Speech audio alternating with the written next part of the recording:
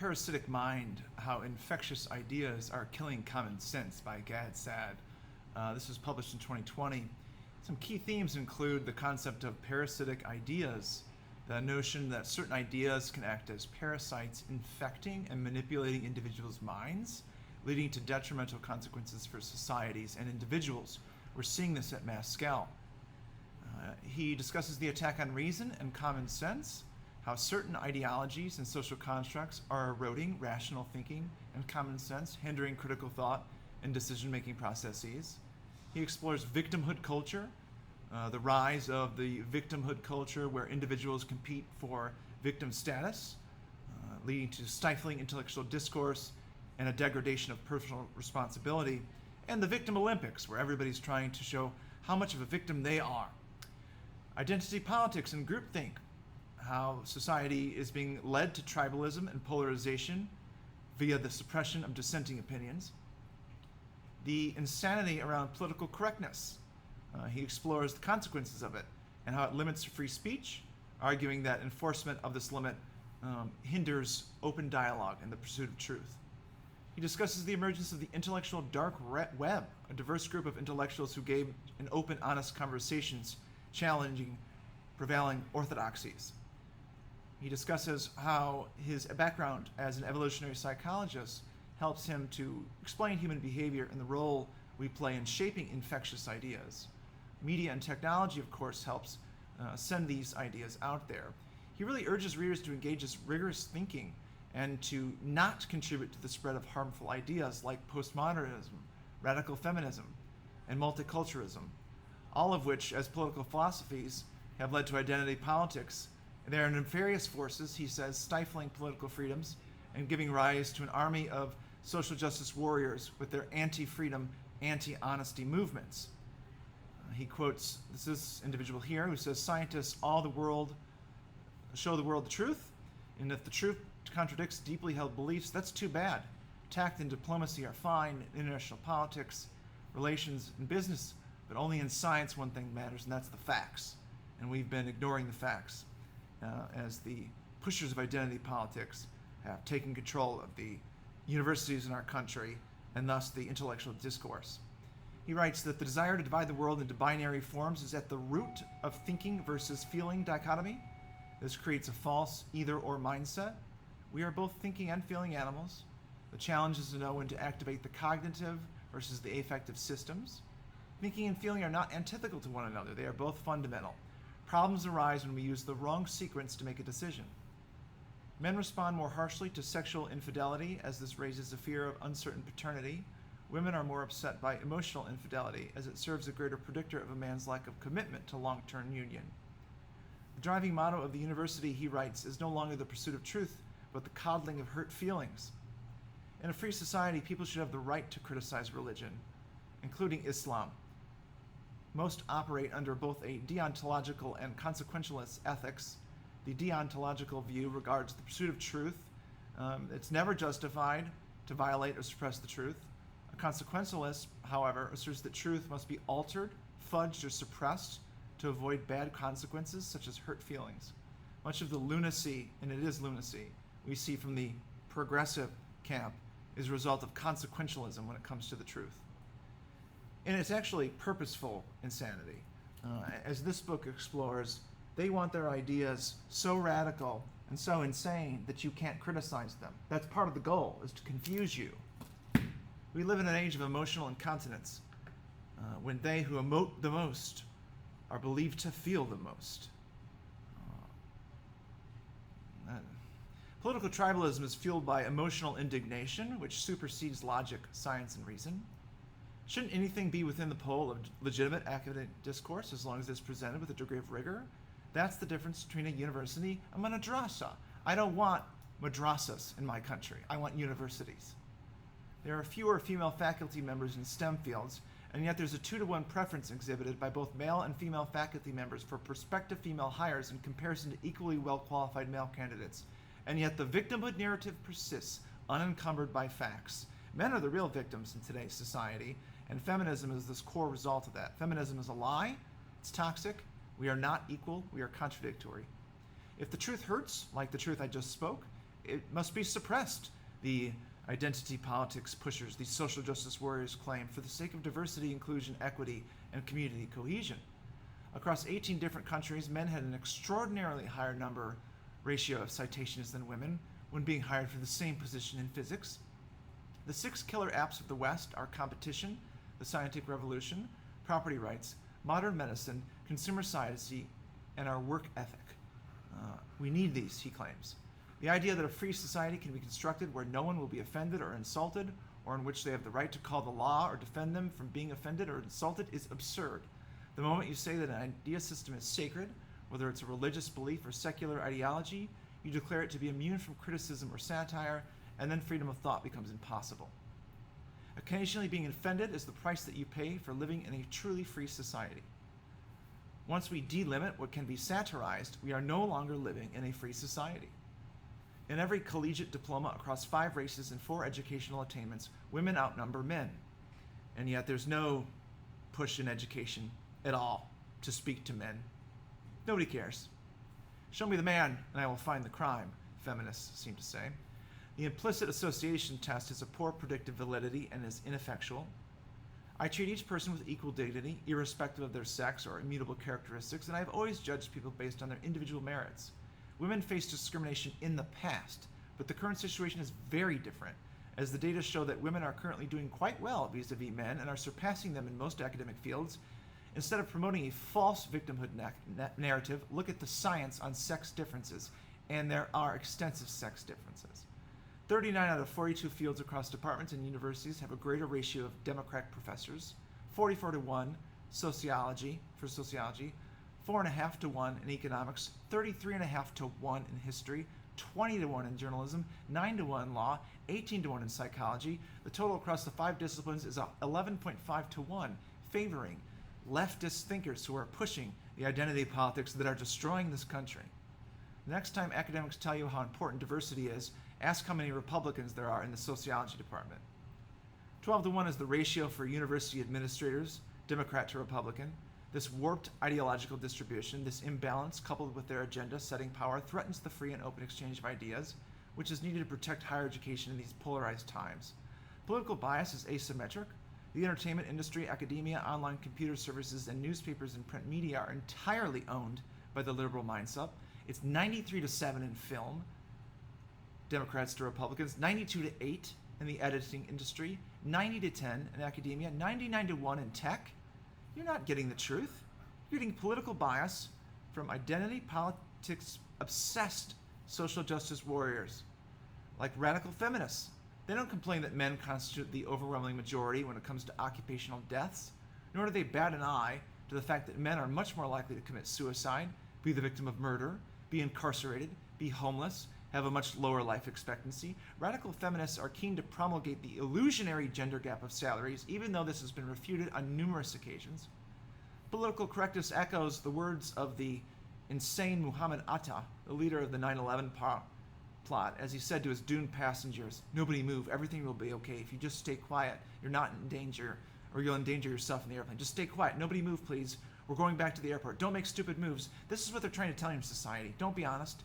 Don't push back against the insane social justice warriors, but we need to. I'm a liberal professor, and my liberal students terrify me. I have intentionally adjusted my teaching as the political winds have shifted. Hurting students' feelings, even in the course of instruction that is absolutely appropriate and respectful, can get a teacher now into serious trouble. And being a teacher absolutely sucks in the modern era, for numerous reasons. They pile more work on you over and over. They change what you're supposed to do every other year. The tyranny of the minority is infinitely more odious and intolerable and more to be feared than the tyranny of the majority. Because spices offer antimicrobial protection against foodborne pathogens, people in warmer climates are more likely to prefer spicy cuisines.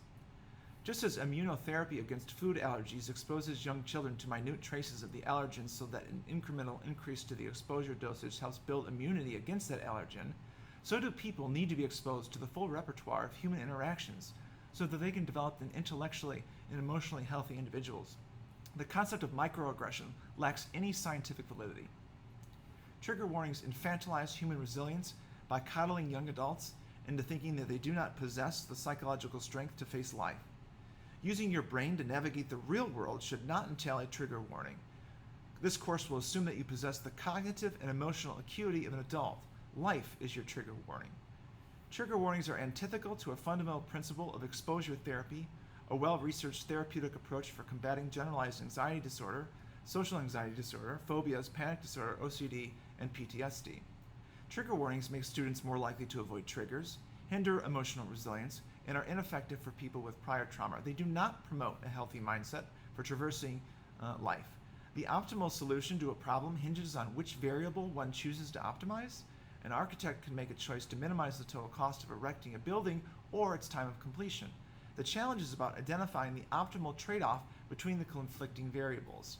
There are trade-offs in all choices that we make. No choice is perfect. The rise of temper against an insult is not different from the rise of temperature against infection. Both represent the attempts of an organism to maintain status. In the one case, it is a body status, in the other, it's a social status that is to be maintained. Homeostasis applies to people who are driven to maintain the frequency of a stimulus at a set level, even if they have engaged in social distortions to do so. This is precisely what has led to the spike in the number of exaggerated victimhood narratives, if not outright hate and harassment hoaxes. The narrative that we live in a hateful society of marginalized groups who fear for their lives must be protected at all costs, even though it is not true. This is the freest and least hateful society in the history of humankind. Although conceptual change is inevitable and often well-motivated, concept creep runs the risk of pathologizing everyday experiences and encourages a sense of virtuous but impotent victimhood. If an insufficient number of victimhood cases exist, alternate the definition of victimhood and turn banal daily interactions into exciting data supporting faux victimhood status. Collective Munchausen by proxy is a medical condition where sufferers seek attention, sympathy, and empathy by advertising their victimhood status, by piggybacking on the victimhood of others. It's collective Munchausen by proxy we see from the liberal left. The oppression Olympics violate Karl Popper's falsification principle. No data could be used to falsify the victimhood narrative. The myth of cultural appropriation makes it harder to experience the full richness afforded by a multicultural and pluralistic society. All roads lead to self-flagellation and self-loathing. It's the hallmark of a truly progressive. Colored hair of many social justice warriors is akin to a form of Batesian mimicry. It communicates ideological fierceness, that they're a danger, a threat to others. Women are much more likely to lie about their age, weight, and sexual history as a means of appearing more attractive in the dating market. Male social justice warriors are akin to giant cuttlefish.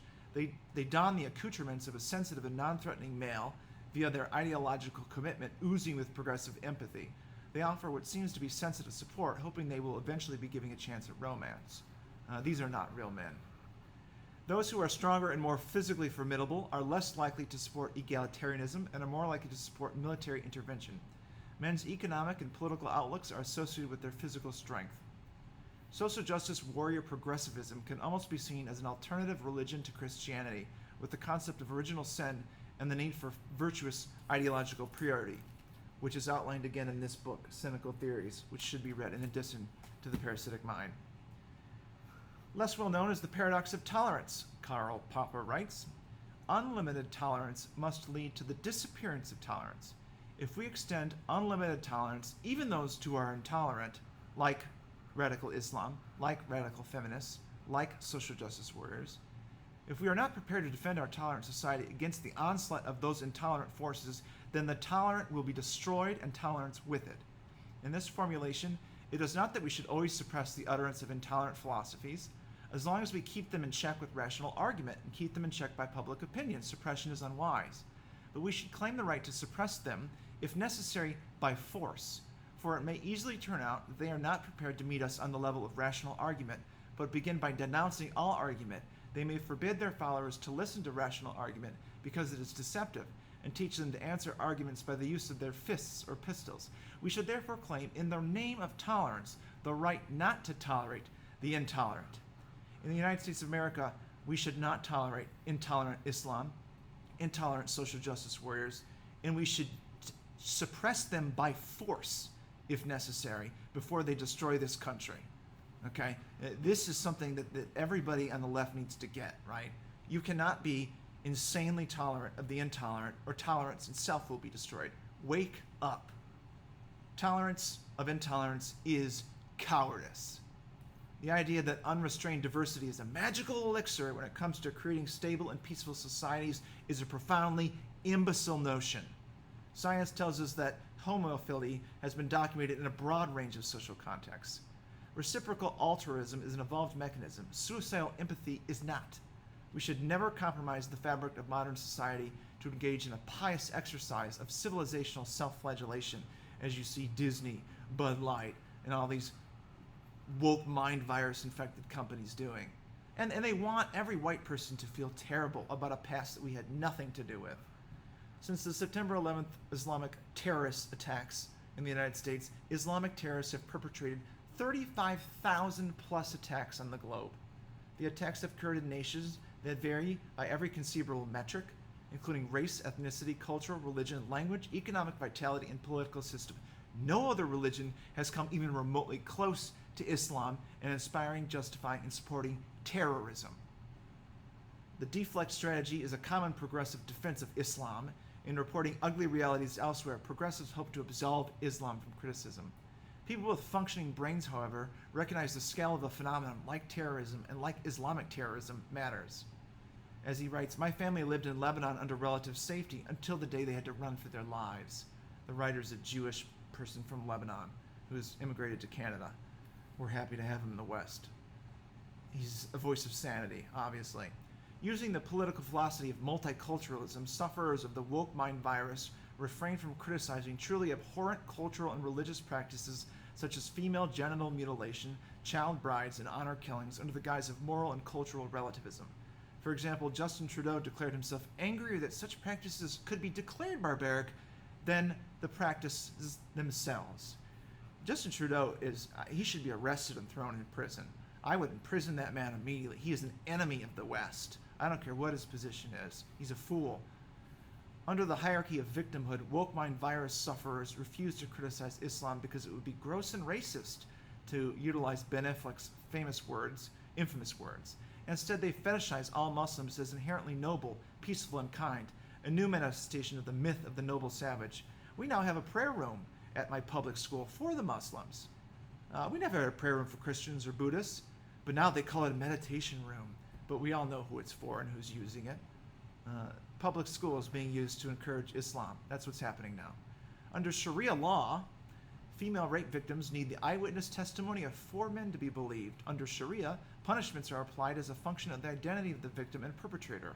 A Jewish man who kills a Muslim man is judged differently than a Muslim man who kills a Jewish man. Sharia specifically states that no retaliation can take place when a Muslim kills a non-Muslim. Sound familiar? Yeah. They are trying to institute Sharia law in the West. Muslims must be stopped. Sharia law is not compatible with Western democracies. It is not compatible with our system of justice. Progressive equality is best captured in the immortal words of George Orwell on his novel Animal Farm. All animals are equal, but some animals are more equal than others. The best predictor of whether a child will be abused by a factor of 100 is whether a child grows up with a step-parent. The most dangerous person in a woman's life is her male partner. These are universal facts that transcend culture and time, precisely because they are rooted in an evolutionary calculus that shapes dark elements of our shared human nature. To profile is to be human. It is not okay to be a single mother. It is not okay to have a child out of wedlock, because the child will not do as well. That's why it's not okay. And I care about kids, and that's my job. We have proof of the incontestable biological roots of toy preferences using developmental, morphological, pediatric, endocrinology, and evidence stemming from normal and clinical populations. There are differences between men and women. We are compatible and complementary. We are not the same. Women succumb more to the framing effect because negatively framed information looms larger to women when making choices. Men are more likely to envy others' social statuses. Women are more likely to envy other women's physical attractiveness. We envy people whose traits compete with our desirability as a mate. Men are status objects to women, and women are sex objects to men. The line often goes. According to Islam, the world is divided into the house of war and the house of Islam. Peace will arrive when the entire world is united under the flag of Allah. If you don't understand that that's the goal of Islam, if you think it's okay to open up the West to Sharia law, you're my enemy. Islamic history is replete with endless conquests. Conflict along the fault line between Islam and other civilizations has been going on for thousands of years. Islam has bloody borders. They were a bloody empire in the past. They're a bloody empire now. Since its foundation, Islam has subjugated, converted, and killed hundreds of millions of people. Though Muslims make up 25% of the world's population, they comprise 93% of the terrorists on the FBI's most wanted list. There is more Jewish hatred in Islamic texts than in Adolf Hitler's Mein Kampf. Did you know that? You probably didn't. So we now have a prayer room for Muslims so that they can practice their hatred in public schools. Great. An astonishing 96% of victims of terrorism on this planet were murdered by Islamic groups. So I've had enough, clearly. I've had enough. This guy's had enough. That's why he wrote this book. It's time to push back. It's time to do it by force. It's time to come out against the things that are destroying our society. Draw a line in the sand. You will not pass, or you will be met with force.